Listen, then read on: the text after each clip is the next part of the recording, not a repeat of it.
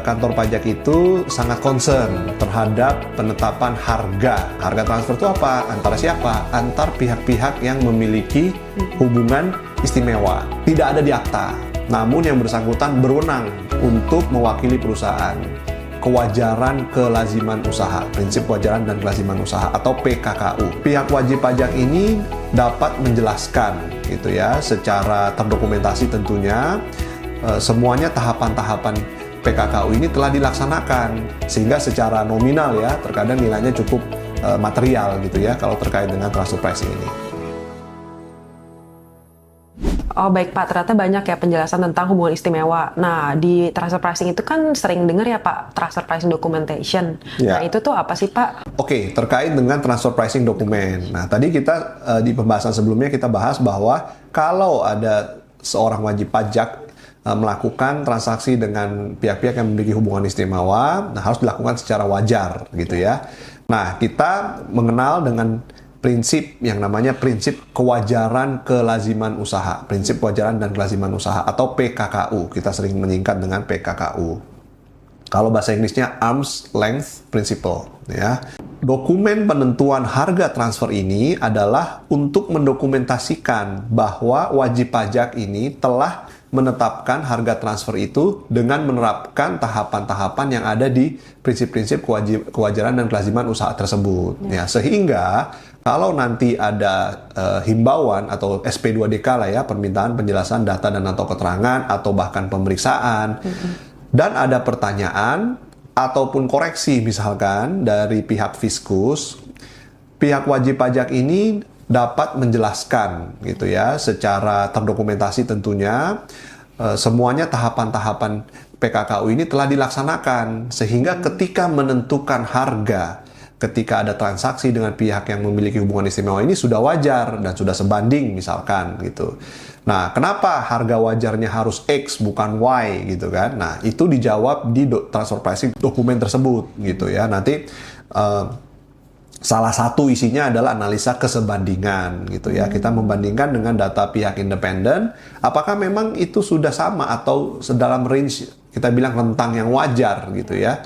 Nah, kalau tidak ada transfer pricing dokumen, maka kantor pajak ketika ditanya wajib pajak mungkin tidak bisa menjelaskan atau transfer pricing dokumennya nggak ada, maka kantor pajak dapat melakukan analisa prinsip kewajaran kelaziman usaha menurut versi kantor pajak. Nah, itu saya sudah beberapa kali melihat gitu, karena kantor pajak juga dapat melakukan pengujian dan analisa sendiri PKKU-nya. Nah, biasanya memang hasilnya harga transfernya akan lebih tinggi atau marginnya lebih tinggi kan gitu ya, sehingga akan berdampak ke kewajiban perpajakannya baik PPh ataupun PPN gitu. Nah, sehingga sangat penting ya bagi wajib pajak yang melakukan transaksi dengan pihak-pihak yang memiliki hubungan istimewa ini mendokumentasikannya ya di dalam suatu dokumen yang namanya transfer pricing dokumen itu tadi.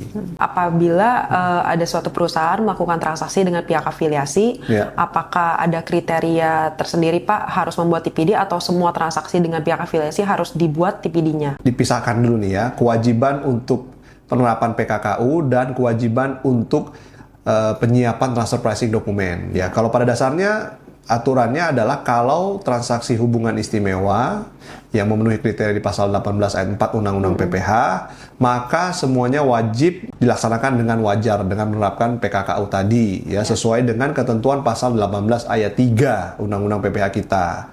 Nah, di pasal 18 ayat 3 itu tidak ada kriteria khusus gitu. Jadi berapapun transaksinya sebenarnya aturannya harus memenuhi prinsip PKKU itu, harus wajar lah gitu ya. Nah, namun kantor pajak menerapkan ada satu batasan kriteria gitu ya untuk kewajiban pembuatan ya transfer pricing dokumen gitu ya. Jadi karena transfer dokumen ini dianggap menjadi salah satu dokumen sebagai lampiran dari SPT tahunan.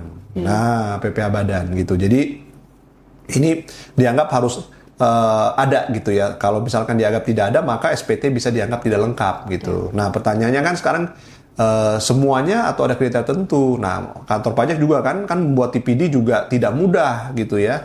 Tidak mudah dan juga perlu biaya kan gitu ya. Kayak kalau kita membantu klien-klien kita juga pastinya nilainya juga lumayan gitu. Karena kalau mungkin transaksinya tidak material gitu ya, terus wajib buat TPD, transfer pricing dokumen, otomatis ini menambah cost of compliance kan dari wajib pajaknya gitu. Sehingga kantor pajak oke lah kita menetapkan kriteria yang menurut mereka sudah wajib harus membuat transfer pricing dokumen. Satu adalah kriteria omset atau peredaran usaha. Kalau peredaran usahanya sudah di atas 50 miliar, ya artinya dalam setahun ya. Nah, lalu dia ada transaksi afiliasi, ya berapapun nilainya wajib TP-Doc, gitu. Satu itu, ya. Jadi wajib menyiapkan transfer pricing dokumen kalau omsetnya di atas 50 M, ya. Terus berapapun transaksi afiliasinya itu wajib buat TP-Doc. Nah, kemudian Pak, kalau saya di bawah 50 M, nah gimana? Nah, kita lihat transaksi afiliasinya. Kalau itu penyerahan terkait dengan barang berwujud, barang lah gitu ya. Nah, dilihat kalau dia di atas 20 miliar setahun, transaksi dengan pihak yang memiliki hubungan istimewa, nah itu wajib TP-Doc. Nah, kalau yang selain itu seperti bunga, royalti, sewa, jasa ya. Nah, itu 5 miliar rupiah per tahun gitu. Jadi kalau barang tadi 20 miliar per tahun, artinya ini transaksi dengan pihak yang memiliki hubungan istimewa ya. Tapi kalau selain barang seperti bunga, royalti barang tidak berwujud ya, paten gitu, kemudian sewa ya, jasa gitu. Nah, itu adalah 5 miliar setahun. Ya, jadi kalau salah satu ini aja terpenuhi meskipun omsetnya di bawah 50 M, itu wajib ya, wajib pajak tersebut membuat transfer pricing dokumen. Itu kriteria kedua. Nah, kriteria yang ketiga adalah apabila wajib pajak melakukan transaksi dengan pihak luar negeri yang masih memiliki hubungan istimewa di negara-negara yang tarif pajaknya lebih rendah. Kalau di Indonesia kan 22%. Nah, kita tinggal cek. Dia ternyata bayar jasa nih, ya misalkan ke negara lain, negara X gitu ya, yang tarif PPh badannya lebih rendah dari 22%. Nah, itu wajib membuat transfer pricing dokumen gitu. Jadi ada 3 kriteria ya. Yang pertama peredaran usaha 50 M, kemudian transaksi afiliasi kalau barang 50 M, kalau selain barang kalau transaksi barang 20 miliar per tahun. Selain dengan barang itu adalah 5 miliar per tahun, kemudian adalah lawan transaksinya. Kalau dia transaksi dengan pihak luar negeri yang di negara tersebut tarif PPh badannya lebih rendah dari Indonesia, maka ini wajib buat TP-Doc. Salah satu saja terpenuhi, maka perusahaan itu wajib membuat transfer pricing dokumen. Nah, di dalam SPT tahunan yang dilampirkan itu sebenarnya adalah ikhtisarnya atau ringkasannya. Ya, bahwa ini ada tersedia transfer pricing dokumen berupa dokumen induk, dokumen lokal, dan wajib pajak menyatakan bahwa TP-Doc itu tersedia gitu dan bisa diminta oleh kantor pajak baik dalam rangka SP2DK ataupun pemeriksaan. Kalau itu nggak ada gimana? Nah, beresiko bahwa SPT dianggap tidak lengkap gitu dan dianggap bisa tidak disampaikan sehingga terkena sanksi administrasi. Ya. Nah, tapi lebih beresiko lagi adalah kantor pajak bisa melakukan analisa sendiri tadi kewajiban usahanya karena belum ada dari wajib pajak, dilakukanlah pengujian ulang dari kantor pajak dan kemudian kantor pajak karena wajib pajak tidak ada landasannya kan, tidak ada pegangannya TP-Doc-nya, maka bisa dilakukan koreksi sehingga posisi wajib pajak bisa sangat lemah dan sangat beresiko atas koreksi-koreksi transfer pricing tersebut gitu. Itulah di mana wajib perusahaan yang memenuhi kriteria itu wajib membuat transfer pricing dokumen. Memang secara aturannya ada kewajiban gitu, tetapi lebih dari itu adalah sebenarnya untuk mengurangi juga resiko perpajakan akibat koreksi transfer pricing, ya, baik di pemeriksaan ataupun di proses P2DK-nya. Oke Pak, tadi penjelasan tentang TP-Doc itu Pak, itu bentuk dokumennya itu seperti apa sih Pak? Isinya gitu. Oke, jadi sebenarnya kalau transfer pricing dokumen ini di PMK 172 sekarang dan juga sebelumnya di PMK 213 ya.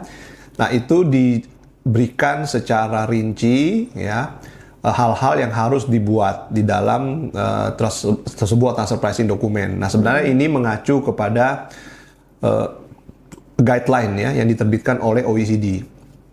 Ya, OECD Transfer Pricing Guideline di situ. Nah, secara umum memang ada 3 bagian, yaitu yang namanya pertama adalah master file, dokumen induk kita bilangnya bahasa Indonesianya, kemudian local file ya, dokumen lokal, dan juga CBCR, country by country report, laporan negara per negara. Nah, yang paling gampang kita harus CBCR dulu nih. Di CBCR ini kriterianya agak khusus ya, bahwa harus dilihat apakah peredaran usaha satu grup itu mencapai atau lebih dari 11 triliun gitu ya. Kalau memang dia tidak secara grup tidak wajib, tidak sampai 11 triliun, maka sebenarnya tidak wajib CBCR. Nah, kemudian yang berikutnya terkait dengan CBCR ini adalah filing mekanismenya. Kita ada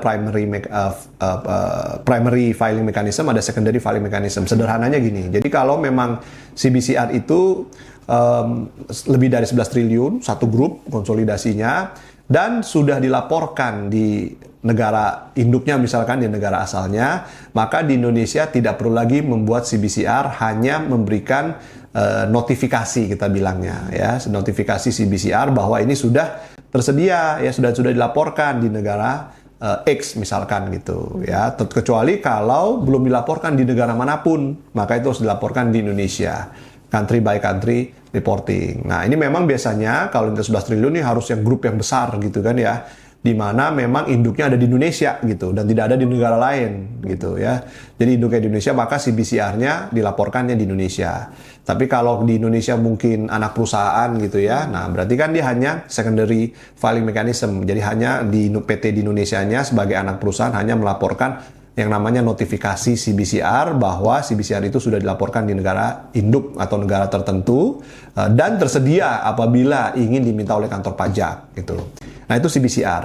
Nah, kembali ke transfer pricing dokumen, ya kalau ini harus dibuat di Indonesia dua-duanya, ya baik master file ataupun local file. Nah, yang pertama terkait dengan master file. Kalau master file ini sebenarnya adalah gambaran ya kegiatan usaha dari wajib pajak gitu. Nah, ini bisa terkait dengan struktur organisasi, kegiatan usaha, kemudian aktivitas-aktivitas keuangan secara umum lah gitu ya. Jadi yang dilakukan oleh grupnya, bukan hanya perusahaan itu gitu ya.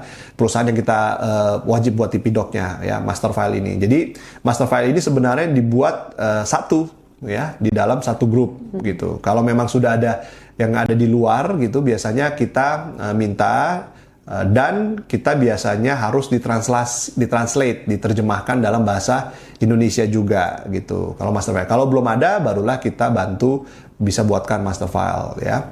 Kemudian yang kedua adalah tadi dokumen lokal. Nah, dokumen lokal ini, local file, disinilah sebenarnya inti dari pengujian gitu. Ibaratnya kalau master file itu kan gambaran umum terkait dengan perusahaannya, grupnya, kemudian kegiatan usaha, aktivitas keuangan, harta berwujud, tidak berwujud yang dimiliki, dan seterusnya. Nah, itu lebih ke gambaran bisnis lah ya.